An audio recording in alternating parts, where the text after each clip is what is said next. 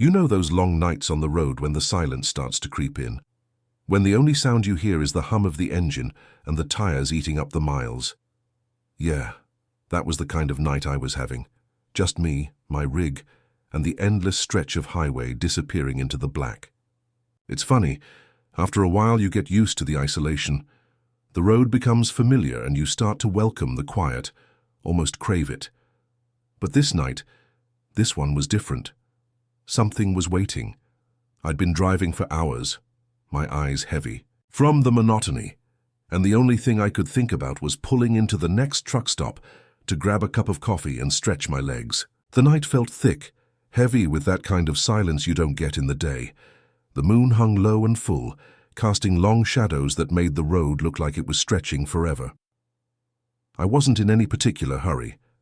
Just one of those night hauls where the time feels like it drags on, but you keep pushing through because that's what you do when you're a trucker. You keep driving. The rest of the world, well, it keeps on spinning, and you've got miles to eat. I reached for the CB radio. I hadn't bothered with it in hours. Most of the time, it's nothing but static or the occasional chatter from other drivers, the kind of nonsense that comes with the territory. But on a night like this, I thought, why not? Maybe I could find someone to chat with, break up the silence a little. I clicked the mic. The familiar hiss of static greeted me, that soft white noise that's always there when you tune into a frequency. It's the kind of sound you grow accustomed to, like the hum of a refrigerator. But this time, it was different. Something felt off about the air, like the static was alive, waiting for something to happen. I turned the dial, skipping through the usual frequencies. One by one, they all came up empty. Until I heard it. A soft voice, barely audible at first, like a whisper, carried by the wind. They're coming. I froze. It wasn't the usual back-and-forth banter you hear on a long haul. This wasn't some trucker swapping stories about his load or joking about a bear trap in the road. No, this was different. This felt like it wasn't meant for me. The voice came through again, clearer this time. Not much time. The hairs on the back of my neck stood up. There was something about the tone, something in the urgency of those words that made the hairs on my arms prickle. I adjusted the radio dial, trying to pull in a stronger signal. There was a sharp pop, like a jolt through the system, and then another voice, this one even more strained, more desperate. Get off the road, now! I felt my stomach lurch. That voice wasn't right. It was cracked, weathered, like someone who'd been talking too long in a dry, dusty desert. This wasn't just a message, it was a warning. My grip tightened on the steering wheel, my eyes darting from the road to the radio. The highway stretched in front of me, endless and dark, the headlights cutting a thin line through the night. There was nothing but the road, and yet I felt like I wasn't alone. I glanced in the rearview mirror. No other cars, no trucks, just empty blackness stretching far behind me, like I was the only one left on the planet. I turned the volume up, hoping for clarity, but all I got was more static, crackling and popping like an old radio left in a thunderstorm. So I could barely hear the words anymore, just fragments, phrases that seemed to make no sense. It's too late. They're watching. You're on the dead channel. Dead channel? The words felt cold. I felt a chill run through me, not from the air, but from something deeper. Something creeping in around the edges of my thoughts, like the darkening road outside was starting to whisper its own secrets. I pressed the mic to my lips, heart pounding. "Who is this?" I asked, my voice coming out shaky, unsure why I was even asking. The voice on the other end hadn't sounded like it wanted to be heard. It felt like it shouldn't be heard. Silence. Then, a strange crackle of static. The hairs on my neck stood on end as a cold draft passed through the vents of the truck. I swear it felt like something was inside the cab. Something not quite right. The voice came again, but this time it wasn't through the radio. It was in the air, in my head. "You're not supposed to be here." I jerked my head toward the passenger seat, half expecting to see someone sitting there, but there was no one. The truck was empty. Still, that voice echoed, louder this time, a deep rasp that made my bones ache. "Turn back, now." My breath hitched in my throat. I slammed my hand against the radio, the mic falling silent as I turned off the power. But even though the radio was dead quiet, I couldn't shake the feeling that something had gotten through. That something had found its way into the truck, into my mind, and I wasn't sure how much of it was still there. I looked around, the road ahead appearing like a stretch of endless nothing. I should have turned back. That thought flashed through my head. I should have just turned around, go back to the last rest stop and sleep it off, just leave this place behind. But I didn't. I pushed the thought aside and kept driving. The engine humming under me, louder now, faster. As I hit the next mile marker, I thought I saw something. A flash of movement in the distance out by the side of the road. I slammed my foot on the brake, the truck jerking forward with a sudden stop. I stared out the windshield, my heart thumping in my chest. There was nothing there, just the road, stretching out before me, dark and empty. I exhaled, trying to steady my nerves, but the air in the truck was thick now, heavy, like it was pressing in from all sides. I tried to shrug it off, told myself it was just my mind playing tricks on me, but deep down, I knew something was wrong. And then I heard it again. The radio crackled back to life. "You're on the dead channel. You can't outrun it." The voice, that same voice, but this time it sounded closer. I tore my eyes away from the road, trying to focus on the static-filled radio. The screen flickered, just for a second, like something was trying to break through. The whispering continued, growing louder now, almost frantic. "Turn back, it's too late." And that's when I realized something. It wasn't just a voice. It was a warning. And I had no idea what it was warning me about. But I knew one thing for sure. I couldn't ignore it. You ever get that feeling like you're being watched? Not in the casual someone's glancing your way sense. I mean really watched. Like someone's right behind you, breathing down your neck. But when you turn around, there's nothing. Just empty space and your own rising panic. That's how I felt right after the voice told me I was on the dead channel. I turned the CB radio off. Hell, I damn near ripped the thing from the dash. But it didn't matter. The voice had already crawled under my skin. And worse, it felt like it had followed me. The road ahead, still that same endless stretch of cracked asphalt, looked different now. The moonlight wasn't as comforting. The trees along the highway started to look like people, tall, thin silhouettes that didn't sway with the wind. They just stood there like they were waiting, watching. That's when I passed it, mile marker 237. I'd seen it before, dozens of times on this route. But this time, it felt like I had driven into another version of it. The sign was rusted, barely standing. The numbers faded to the point they looked like they were bleeding. I blinked, rubbed my eyes, but it didn't go away. Then came the fog. It rolled in fast, like it had been lying in wait for me to reach this exact point. 1 second the road was clear. The next I couldn't see more than 20 feet in front of the truck. The beams from my headlights just dissolved into the haze like they were scared to touch it. I slowed down, real slow. That's when I heard the voice again, not through the radio this time, right there, in the cab, like someone was sitting in the passenger seat, speaking just above a whisper. "It's always 237. You passed it before. You just don't remember." I slammed the brakes, skidding to a stop in the middle of the highway. My heart jackhammered. In my chest, I stared at the seat next to me. It was empty, but the voice still echoed in my ears. Not a memory, not a dream. A real voice, a real presence. The fog outside thickened, almost like it was trying to sneak in through the vents. I turned the heater off even though I hadn't touched it in hours. The truck suddenly felt cold, like ice was crawling up from the floor. I checked the side. Mirrors, nothing but a white curtain behind me. And then, for just a second, as I saw movement, like someone or something darted across the road behind me. I wasn't alone anymore. I knew that now. Fingers trembling, I turned the CB radio back on. I don't even know why.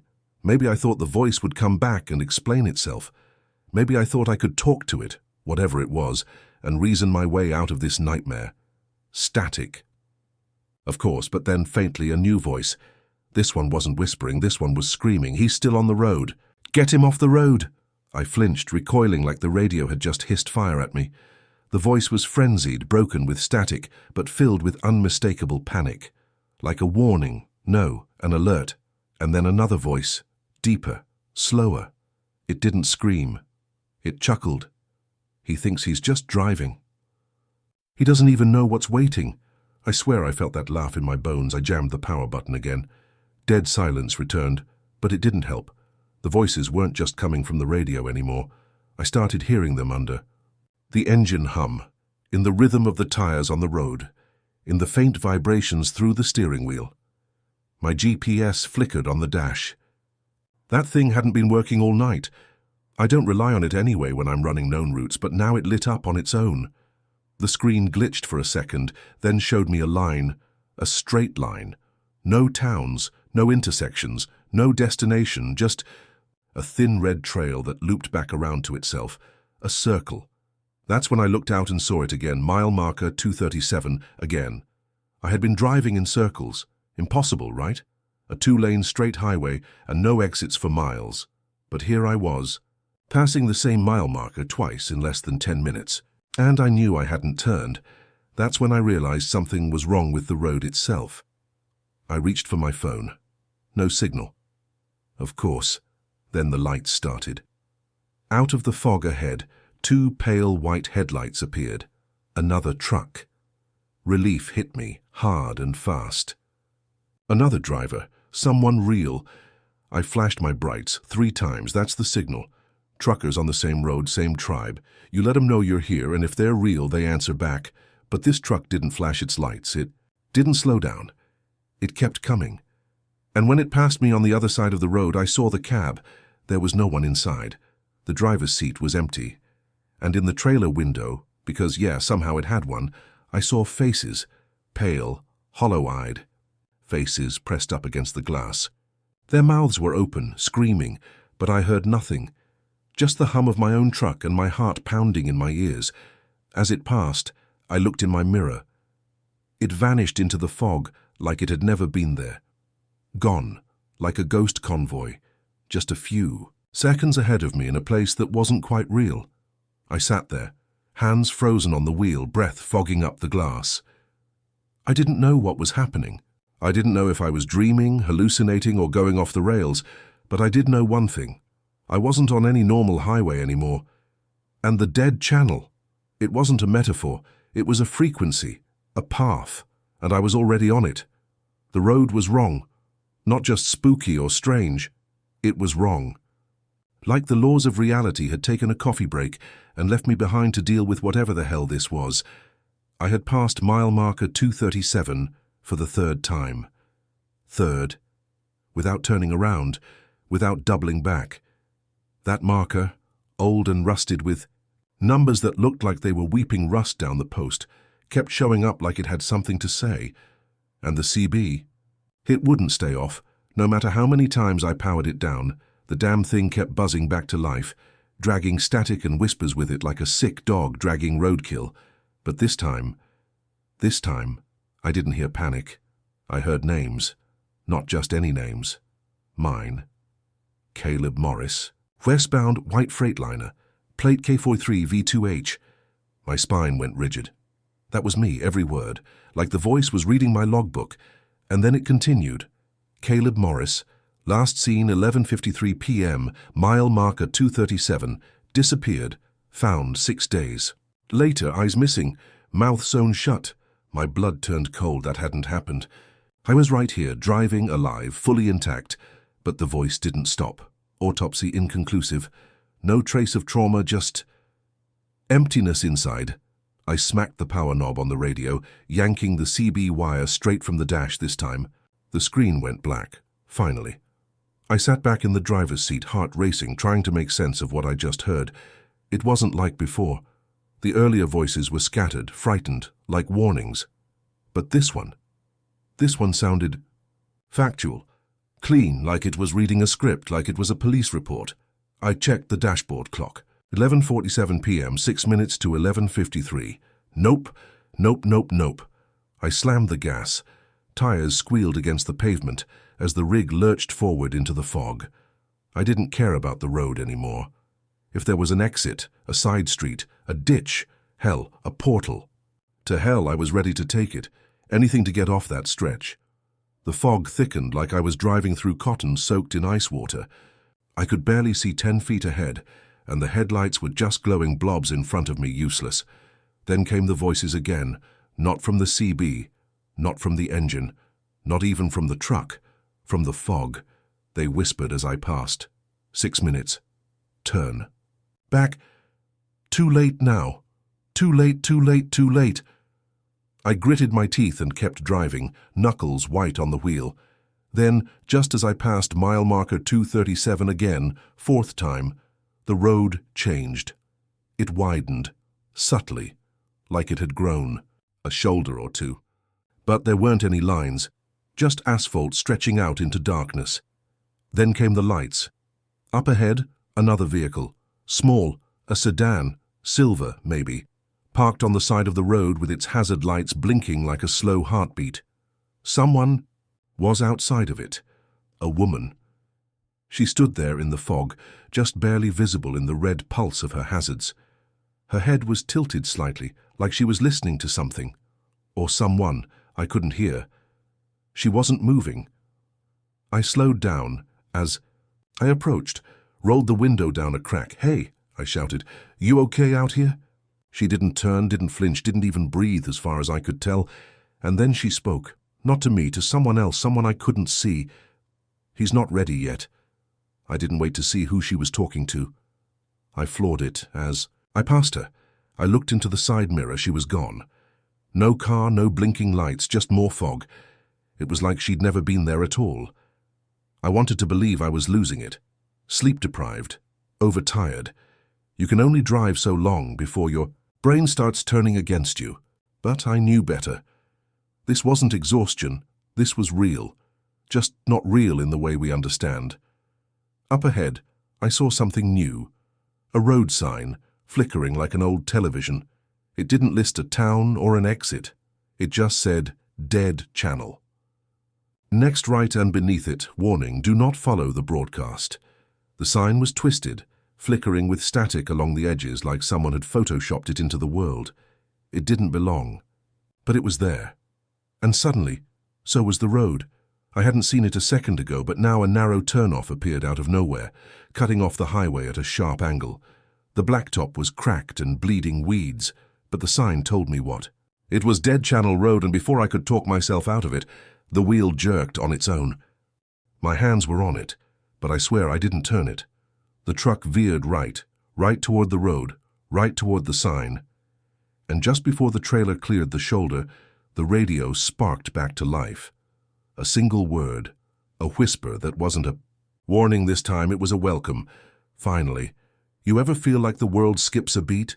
Like something jumps, just a second, just enough for your stomach to lurch, but then it smooths back out and pretends it never happened. That's what it felt like the moment I rolled onto Dead Channel Road. Except this skip didn't end. Everything slowed down and sped up. I swear I heard my heartbeat echo across the cab, loud and strange, and not quite right. Like the sound was traveling through water or through something heavier. The fog thinned as I rolled forward, but not in any natural way. It peeled back like curtains, retreating just enough to show the road ahead, which wasn't a road anymore. Not really. The Chahai. Blacktop had turned glossy, almost wet-looking, except there was no rain, no reflection of my truck in it either. Instead, the surface shivered beneath my tires like a film projector glitching through broken frames. Every once in a while, I'd catch a glimpse of something moving just under it, like shapes trapped under ice. I tried hitting the brakes, hard. Nothing. The truck kept rolling even though I could feel the pressure of my boot mashing down.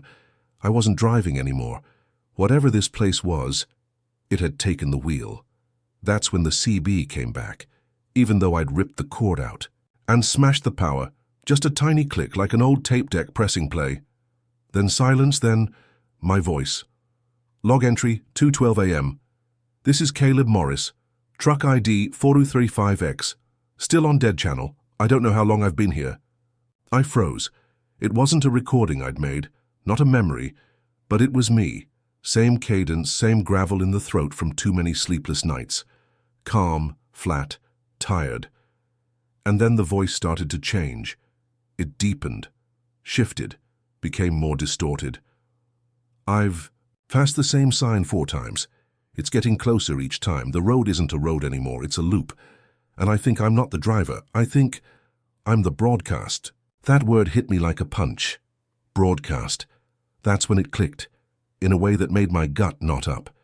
This wasn't just a haunted highway or some freak time loop. I wasn't on a dead frequency. I was the frequency. The truck vibrated, shuddering, beneath me like it had just hit high wind. Except there was no wind, just that thick, pressurized silence all around. I started seeing screens appear on the side of the road, rising up from the black like digital billboards.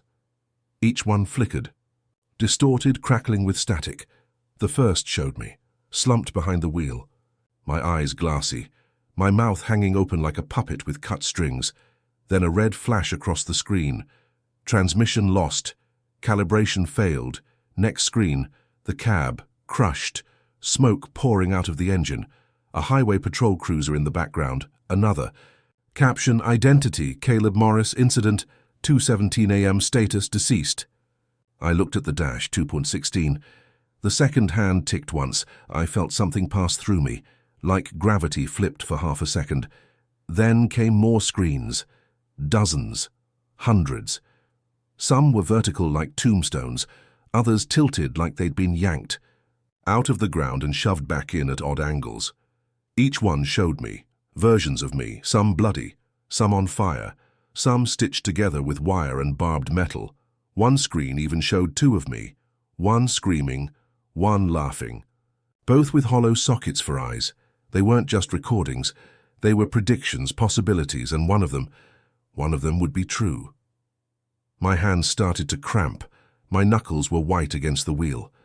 The cold in the cab wasn't. From outside, it was coming from inside, like the air conditioning had been replaced with something older, deader. And the radio. It wasn't done with me yet. More voices poured in, some mine, some not. Some that sounded like people I knew. My brother, my old dispatcher, even my mom, who died 2 years back. They all said the same thing in different voices. You were warned not to listen. The broadcast is not your past. It's your proof. You're not in the cab anymore. You're in the signal. I couldn't breathe. I reached for the door handle. It wouldn't budge. The cab lights flickered. Outside, I passed a sign, a literal sign planted crookedly into the black road. Now broadcasting. That's when the windshield fogged over. Not from temperature, from words. They bled into the glass from inside like condensation spelling out a message. 17 a.m. Fatal transmission. Begins. I hit the brakes again. Nothing. I turned the wheel. Dead. I screamed. Pounded the dash. Then the final screen loomed. Bigger than the rest. A wall stretching into the sky. It showed me, not dead, but smiling, calm, serene. Like I'd been emptied out and refilled with something that didn't belong. Captioned below. Signal confirmed. Broadcast complete. Then the truck stopped. Everything went black, like a studio cutting the feed. But I was still there. I wasn't dead. I wasn't alive. I was tuned in. And from behind me, just inches from my ear, a voice whispered one last time. "Welcome to Dead Channel, Caleb. Your broadcast has just begun." I don't remember getting out of the truck. 1 second I was gripping the wheel so hard my fingers hurt, and the next, I was standing outside, boots planted on the glass black road. The air was thick, like breathing in TV static. Cold, sharp, almost electric. It smelled like burnt wires and rain on dry concrete. The truck was gone, no headlights, no engine noise, no heat from the hood. It hadn't driven away. It had just ceased to be, like someone cut it from the scene, and I was alone, except I wasn't. The fog hadn't lifted, it had changed. Now it moved with purpose, coiling around me like it was watching, thinking. It pulled back just enough to reveal something ahead. A door, yeah, a freestanding door. Right there on the road, no walls around it. Just a rusted steel thing, tall, rectangular, humming with a faint glow at the edges, like it had a pulse. Every time it beat, the light flickered, same rhythm as my heart. There was something carved into it. I stepped closer, and as I did, the fog hissed like it didn't want me getting near. The words read, "Every frequency has a source." Beneath that, "Open at 2:17. I looked at my watch. 16:59. I didn't touch it.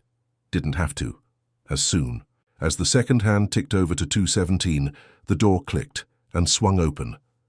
On the other side wasn't a room. It was a hallway, endless, narrow, with glowing red CB radios mounted on the walls, stretching into forever. Each one buzzed with a different voice, some whispering, some sobbing, some screaming until the speaker blew out in a puff of static smoke. I stepped through. The door slammed behind me. I didn't jump. I couldn't. My body felt numb, like I was moving in someone else's skin. The radios lined both sides.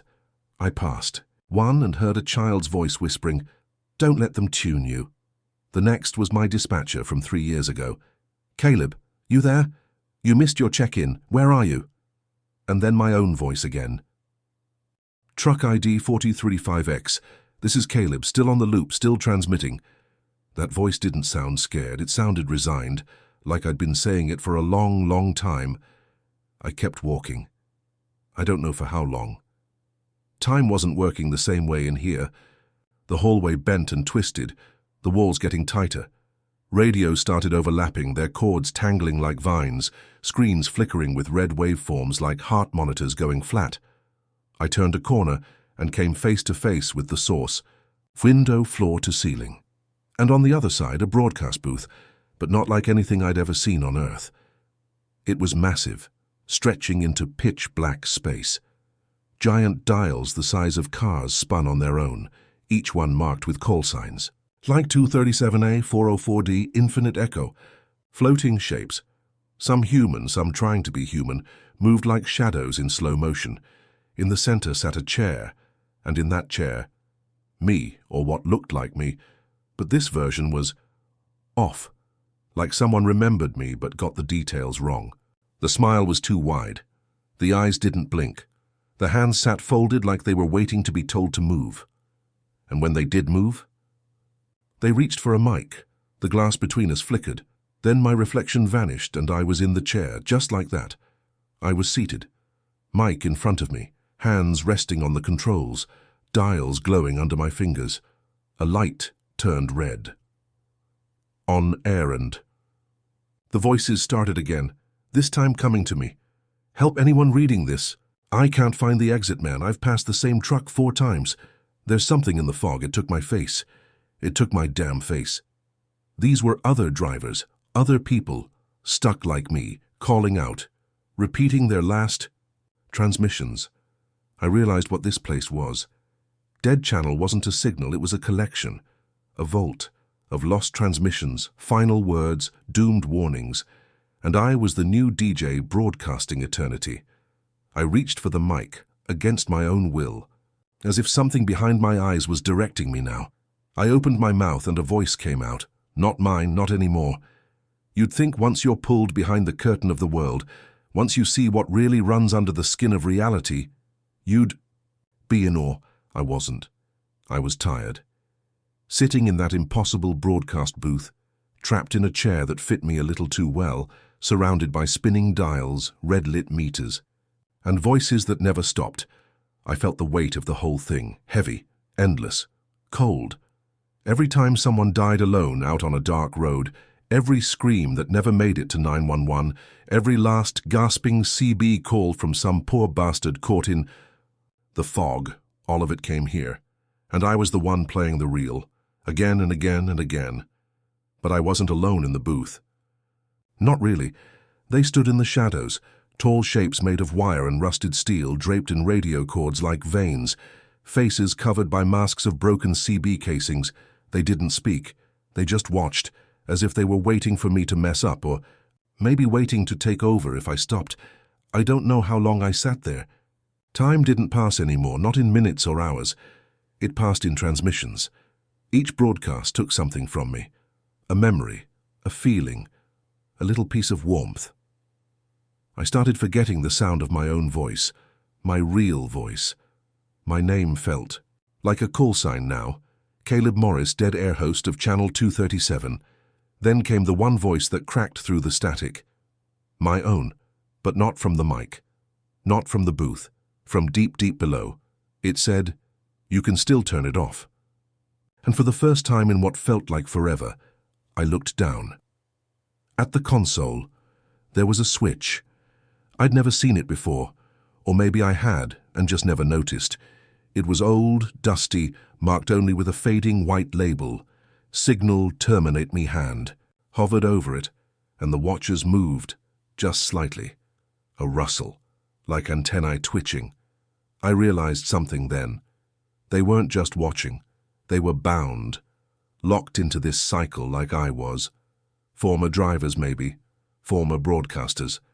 They'd made their choice, or failed to, and now they couldn't stop, but I could. Maybe. I flipped the switch. The world didn't explode. No scream of tearing dimensions. No lightning. Just silence. A real silence. Not the kind wrapped in static. The watchers, they didn't vanish. They just lowered their heads, as if in mourning. The booth began to shake. The dial spun wildly. The voices screamed, overlapping, cutting in and out like someone turning a dial too fast. I felt my body being pulled, out of the chair, out of the booth, out of the signal, and then I was falling. Down through wires, through glass, through black, and I slammed back into the driver's seat. My truck jolted forward. Headlights flicked. Juan and I was back on the highway. Mile marker 236, fog lifting. CB completely dark. I hit the brakes. This time they worked. I pulled over, opened the door, stumbled out onto the gravel, fell to my knees, and screamed. Not from fear, from relief. It was morning, a real morning. Sun rising over the pines, birds. The smell of dew on the asphalt, and silence. Beautiful, unbroken silence. My radio never worked again after that. I never took Dead Channel Road again. Hell, I barely drive nights anymore.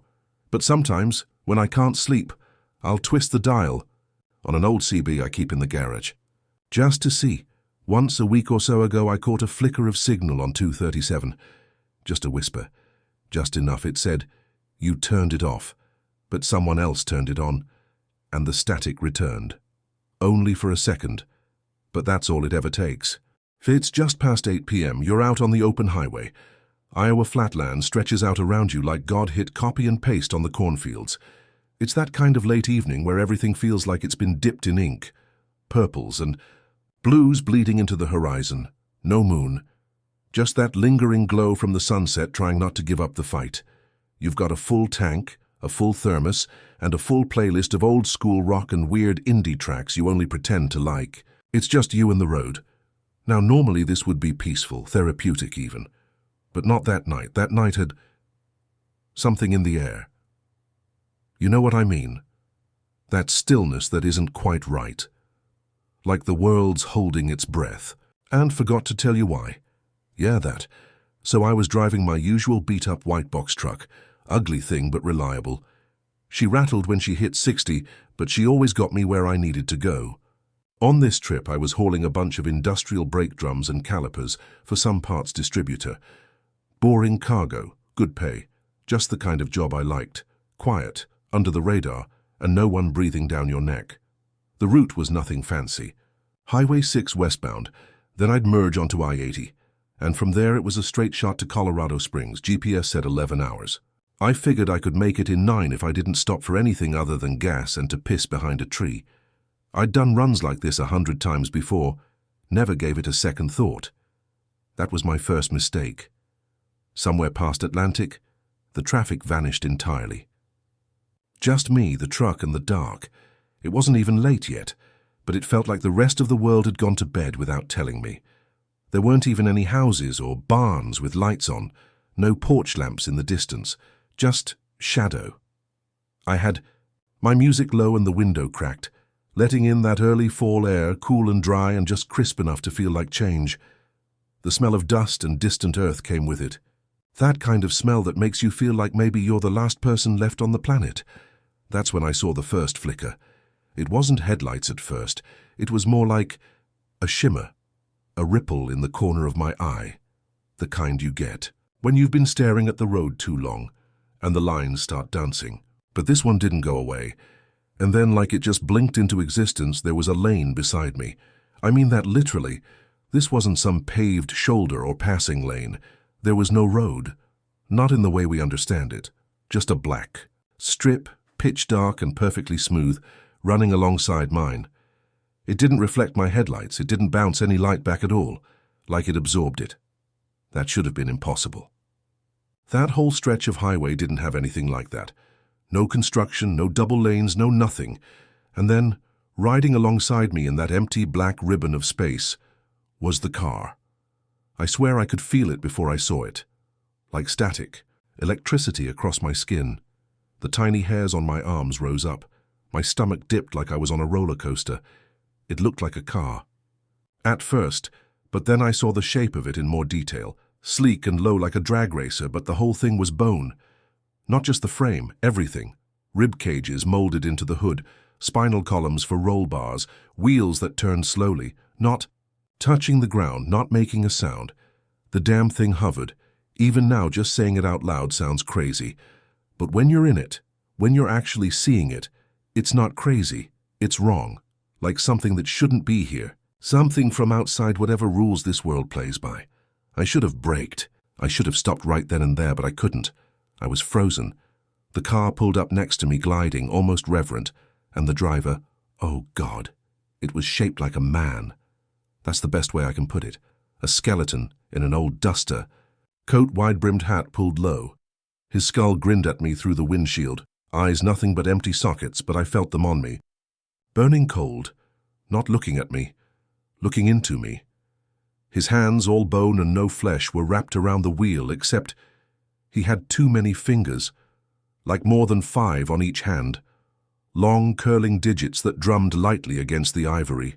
Dashboard like he was playing a piano made of teeth. The air inside my truck went cold. Not cracker window cold, funeral parlor cold.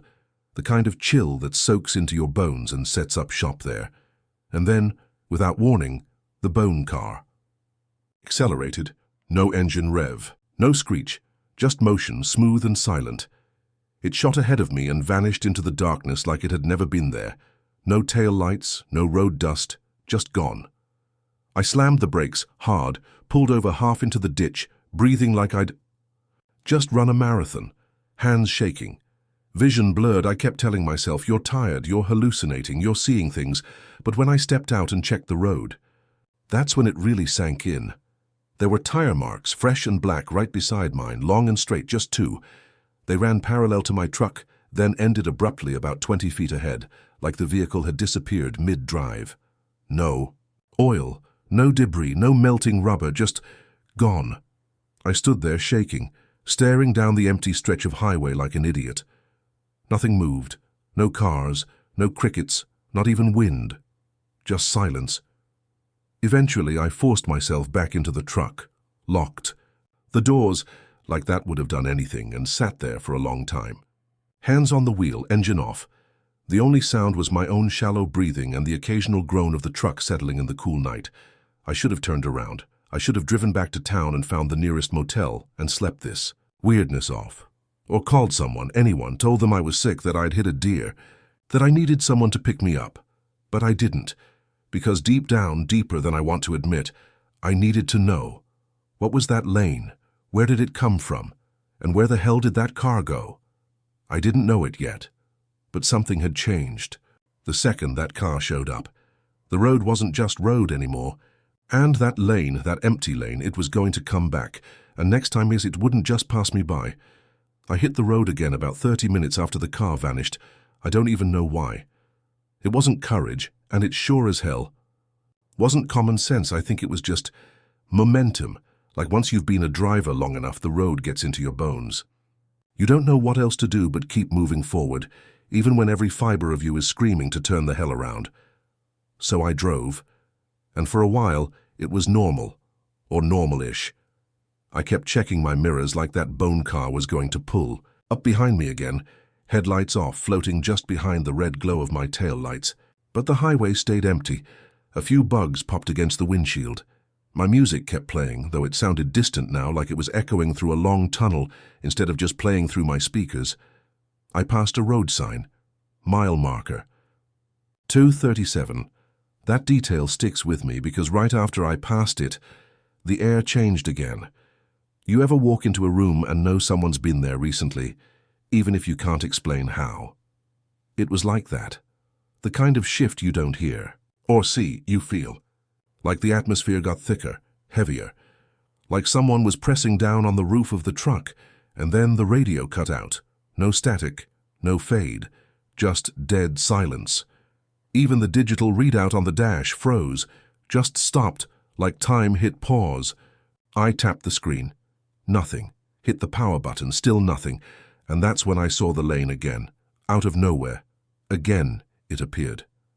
One moment there's nothing but darkness and cornfields on either side of me. The next there's this smooth black strip of nothing running alongside my lane. No reflectors, no paint, no texture. Just darkness shaped like a road. And then the headlights bloomed. Not like normal headlights. Not bright. Not yellow-white. These were a sickly, bone-pale glow. Dim and pulsing like whatever was powering them didn't quite belong in this world. And they were coming fast. My breath caught. Another bone car. This one was different, thicker, lower to the ground, like a muscle car made out of vertebrae and joint sockets. The roof was lined with tiny skulls, child-sized, each one fused together in a sick crown around the driver's seat. And speaking of the driver, this one didn't wear a hat. His head was cracked, literally. Skull split wide down the center, like something tried to pry it open from the top. He stared straight ahead, unmoving, like a mannequin. But I knew he saw me. The same way you know when someone behind you is watching, even if you can't hear them. The car matched my speed. Pulled up just a little behind me, hovering there, pacing. Me, that was bad enough. But then a third one appeared in front of it, then a fourth behind it. All in that same impossible lane, no sound, no tire whine. Just silent floating death machines made of bone and sorrow.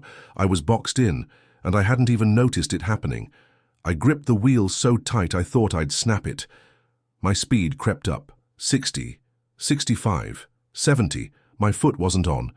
The gas, it was like something was pushing the truck faster. The lane didn't end. The cars didn't drop back. They just kept pace. Then the road curved, and the empty lane didn't. I swear to you, it should have disappeared. Should have broken. Off and faded away. But it didn't. It bent reality to keep going straight. Like it wasn't subject to the rules of physics or time or geometry. And the cars, they stayed right with me. I felt like prey. Like a rabbit caught between wolves. That's when I saw the sign, Rest Area. 1 mile. I floored it. Didn't think. Didn't hesitate. Just slammed the pedal and aimed for that exit like it was a lifeline, and maybe it was. I didn't even check my mirrors. I didn't want to see if they were following. I shot down the ramp, tires screaming, and pulled into the rest area hard enough to make the whole truck lurch. My cargo rattled. My coffee thermos flew out of the cup holder and hit the floor. I killed the engine. Sat there, hands trembling. Silence. Then a light flickered on up ahead. A bathroom building, dimly lit. One vending machine humming beside it, a few empty parking spots. No other cars. I stepped out of the truck on shaky legs, walked to the vending machine just to do something. As I pressed the button for a water bottle, I turned to look back at the road. And that's when I saw them. Not the cars this time. Them. Figures. Standing. At the edge of the rest stop's lamplight. Not in the lot. Beyond it. Lurking where the darkness starts and the light stops. 7, maybe 8 of them. Thin, still. All bone. They didn't move. Didn't breathe. They just watched. And when I blinked, they were gone. I didn't sleep. I sat in the cab of my truck at that rest stop, the doors locked, engine off, a tire. Iron across my lap like that would do a damn thing, just sat there. Eyes wide, staring into the dark beyond the flickering lights, waiting for those things to come back. The shadows didn't move, but that didn't make me feel safe. You know? How you can feel when something's looking at you, even when you can't see it. That feeling never went away, not once. I kept the window cracked just enough to hear the wind, or what passed for it out there. I don't even remember hearing crickets anymore, just a low, constant hum. Not from the vending machine, from everything. Like the whole night was vibrating just beneath the threshold of sound, and the worst part, I started to notice something. The rest stop? It wasn't quite right. The lights were there, but they didn't cast normal shadows. They were too long, too sharp. The bathroom door was closed, but the sign above it flickered between men and none. I don't even know how that's possible. Like the letters were changing, not malfunctioning. At around 3:11 a.m., I remember the time because my dash clock had started working again, only it was running backward. I saw a pair of headlights on the highway, just a normal set. White, familiar, comforting in a way. They got closer. I leaned forward in my seat, hoping for another driver, someone to talk to, someone to prove the world hadn't completely unraveled. The car pulled into the rest stop, a dusty old Ford Taurus, maroon and dull, with a dent in the side door, parked across from me. The driver was a woman, mid-50s maybe, thick glasses, curly grey hair pulled back into a bun. She looked normal. She looked real. I watched her walk to the vending machine, same one I'd used. She put in some change and pressed a button. I cracked the door and stepped out. "Hey," I called, voice low and hoarse. "Sorry, I know this sounds crazy, but have you seen anything weird out here tonight?" She turned to me slowly, too slowly. Her eyes were wrong, too bright, too wide, like glass marbles set too deep in her skull. They reflected the vending machines, light in that animal way, like a raccoon or a deer, or something with better night vision than a human should ever have. She smiled. "Oh, honey," she said, voice smooth like silk and smoke. "Out here, we're the weird ones." Then she grabbed her bag of chips, got back in the car, and drove. Away, no brake lights, no headlights, just vanished into the dark. I stood there, stunned, the cold air creeping up my spine like a wet finger. Then I turned and saw a figure standing right next to my truck. He hadn't been there a second ago.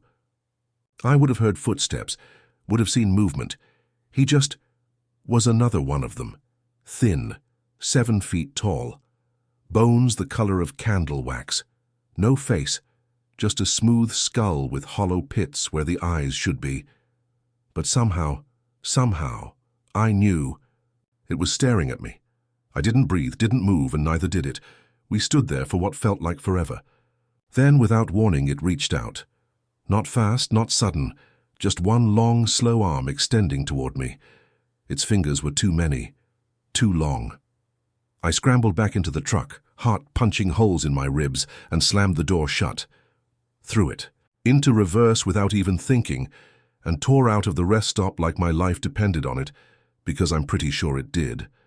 The figure didn't chase me, but as I pulled back onto the highway, in my rearview mirror, I swear, I saw the vending machine light turn blood red, back on the road, back in the dark. This time I didn't put music on. I didn't want noise. I wanted to hear them if they came back. The lane didn't show up again right away, but the sense of wrongness, that stayed. The sky looked darker than it should. I mean, it's night, yeah, but this wasn't night. It was like someone had turned off the stars. No moon, no glow, just black. No cars past me, no signs lit up. And when I finally did see another road sign, it was the same one I passed earlier, mile marker 237. But that couldn't be. I hadn't turned around. I'd driven west. I'd been going the same direction the whole time, and I definitely passed mile marker 237 before the rest stop. But here, it was again. Same sign. Same weird bend in the road. Same subtle shift in the air like walking into an elevator that's too full. I was stuck. Looping, and the second I realized that, the engine sputtered. Just for a second. But it was enough to make my heart stop. A loud knock echoed under the hood. Something clanged, then just as fast it stopped. The truck kept moving. Smooth, quiet, like nothing had happened. But I knew better. Something had touched it. Something was riding with me now. I didn't see the lane yet, but I could feel it, like a pressure building beside me. Something coming up. From the earth. No, not the earth. Something deeper. I stopped counting the mile markers after the fourth repeat of 2:37. It didn't matter anymore. I wasn't on any highway I knew. The road signs were still there, but they were warped now, bent, faded. Some had lettering I couldn't read, some were blank. Others weren't even signs anymore, just jagged hunks of rusted metal standing in the gravel like grave markers. The truck kept going. It had stopped making normal engine noises, no rumble, no vibration, just a faint hum like it was running, on static electricity or something worse. And I wasn't touching the gas pedal. I noticed that about an hour in. My foot had gone numb. Hell, maybe longer than an hour. I didn't know. My watch had started spinning counterclockwise, and the digital clock on the dash was locked at 0:00, timeless, trackless, somewhere between nowhere and not supposed to be here. Then I saw the lights again, not the bone cars. Something else, flickering, far. Ahead in the middle of the road. At first I thought it was an accident or a fire, some poor bastard who didn't see the curve coming. But as I got closer, I realized it wasn't smoke in the air. It was fog, thick, oily, like someone had set dry ice on fire and let it leak out across the pavement. The headlights barely cut through it. The high beams made it worse, reflected it back at me like a mirror made of breath. I slowed to a crawl, rolled the window down halfway. The air was wrong. Not bad, not like rotting meat or chemicals, just wrong, like breathing in a dream. You know you're doing it, but your lungs don't feel full. And then something moved in the fog, not across the road, under it, just beneath the surface of the blacktop. It was like watching a shark swim under a frozen lake, this massive, sinuous shape, gliding beneath the ground. Asphalt flexed like skin. The road swelled, cracked, settled. I froze. The truck idled, or maybe it didn't. Maybe it was just waiting. The shape passed under me, and the second it did, the air snapped cold, and I saw it again. The lane, bright as bone, right beside me, and this time it didn't just appear, it tore its way through. The blacktop split like flesh right down the middle. No sound, just a ripping line of darkness opening beside my truck, peeling the road like paper, and rising from it, like something clawing its way out of a grave, was a new car, the biggest one yet, a hearse, a long, stretched monstrosity of bone, hand, horn, and sinew. The windows were ribbed with spinal columns. The hood ornament was a twisting tower of skulls. The back, it had a coffin in it, real, wood-paneled, rotting. No lid, and inside, a figure, not moving, not yet. The hearse rolled. Beside me, keeping perfect pace, floating an inch off the road, dragging fog and splinters of darkness in its wake. And the driver. If the others were skeletons, this one was worse. He had flesh. Old, mummified, cracked like dried clay. His mouth was sewn shut with rusted wire. His eyes were gone, just holes, but black smoke hissed from them with every slow, deliberate blink, and yet he knew me. I could feel it. He raised one hand, long and skeletal, and pointed at me. And the coffin in the back? The figure inside it sat up. I don't remember screaming, but my throat hurt for hours afterward. I hit the gas, or tried to. My foot met resistance. The pedal didn't budge. The truck wasn't under my control anymore. It was theirs. The lane ahead twisted. Not just the empty one, the real one too. The landscape bent in impossible ways.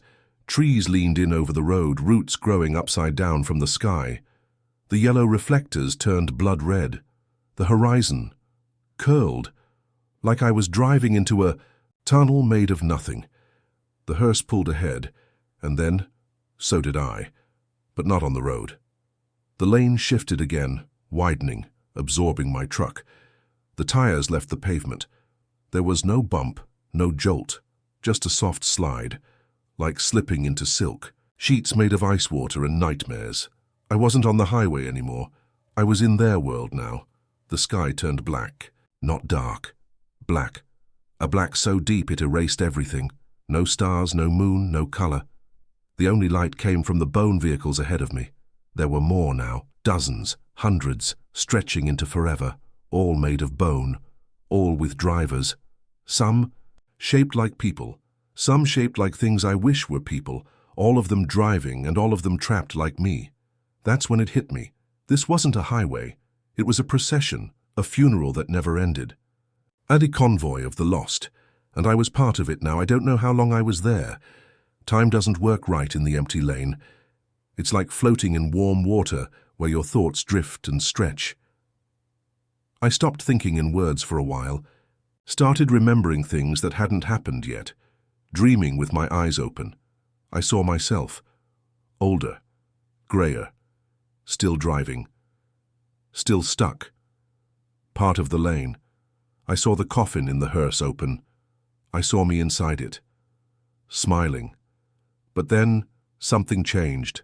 The lane shimmered, cracked, and ahead, far off in the distance, I saw something I didn't think I'd ever see again.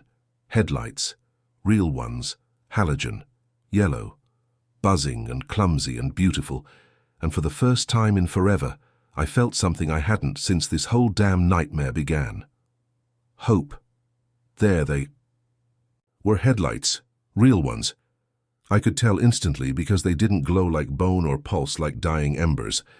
They flickered, jittered just a little like old bulbs. Weak, inconsistent, human. I blinked. Thought maybe I was imagining it. A trick of the endless road, another hallucination cooked up by whatever ruled this place. But no, there was movement behind them. The unmistakable blur of a regular vehicle far up ahead, a regular car, out of place in this funeral parade of the damned. And it wasn't just moving, it was turning. That got my blood pumping. I hadn't seen a turn-off since I got pulled into this hell lane. The bone vehicles all moved in one direction, forward endlessly, like they didn't even know they were driving anymore, just stuck. A living traffic jam in a dead dimension. But this car, it broke rank, it veered left off the lane and vanished. No crash, no explosion, just a ripple in the air, like it had found a crack in the rules and slipped through. And just like that, the lane responded. It screamed, not the cars, the lane itself, like a living thing in pain. The road pulsed. The air shimmered. The hearse in front of me jerked to the side. Vehicles scattered like insects under a flashlight. One bone car flipped. Another vanished in a burst of ash. That turn, the one the car had taken, it wasn't just a turn. It was an exit. And it had triggered something bad. My truck started to slow, not by my doing. The wheel locked up, the pedal stiffened, and suddenly I was crawling forward like something was dragging me from behind. I looked in the mirror, and my blood turned to ice. They were back. The watchers. Dozens of them, lining the lane. Walking, on both sides, tall, wrong, hollow, their skulls tilted in unison as they followed me.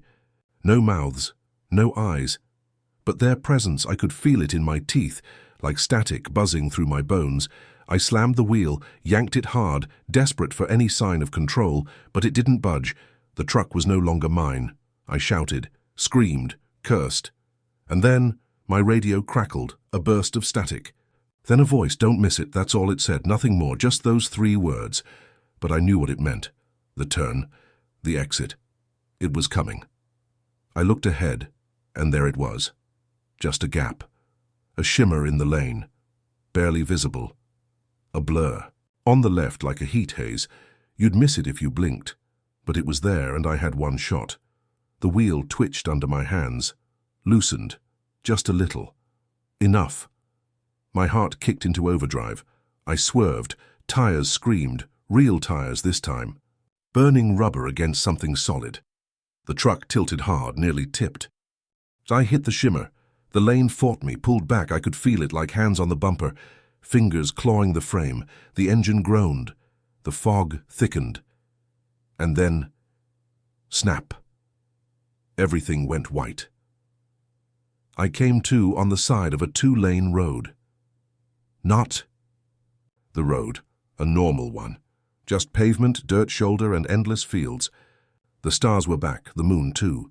Music played faintly from the speakers, some warbled classic rock tune I couldn't name.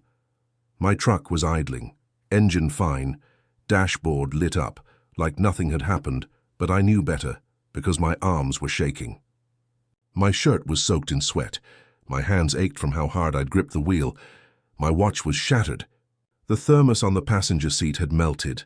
And outside in the ditch, one of them was watching me, not moving, not threatening, just there, like it wanted me to know.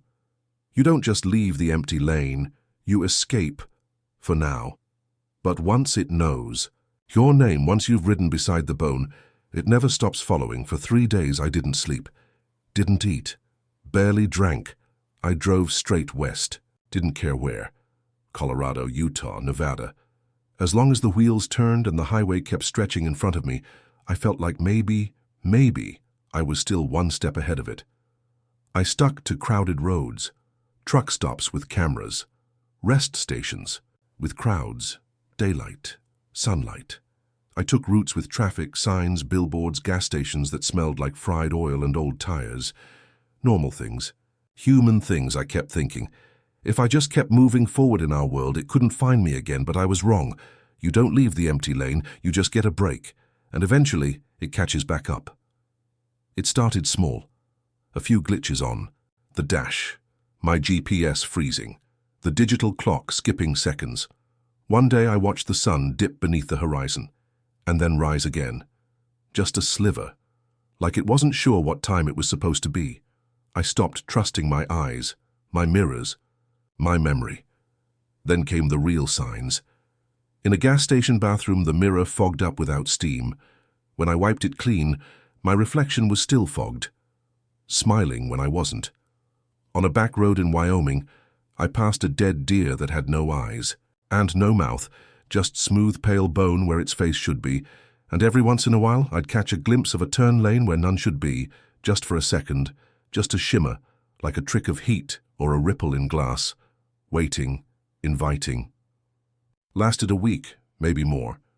Then, late one night, around 1:30 a.m., I pulled off onto a service road somewhere in northern Arizona. I couldn't help it. My body was fried, my brain was jelly. The stars above were unnaturally clear, the desert still as a painting. I parked beneath a broken-down billboard, killed the engine, closed my eyes, just for a second, and that was enough. Woke up to cold, that cemetery-deep cold I hadn't felt since the lane. My breath fogged, my windows frosted on the inside. The radio was whispering static, and outside the windshield I saw headlights. Not mine, not real ones. They hovered in the dark just beyond the billboard's reach, bone pale, flickering like candle flames on wet skulls. And in the rear-view mirror, the lane. There it was, black as hunger, running parallel behind me, stretching into nothing.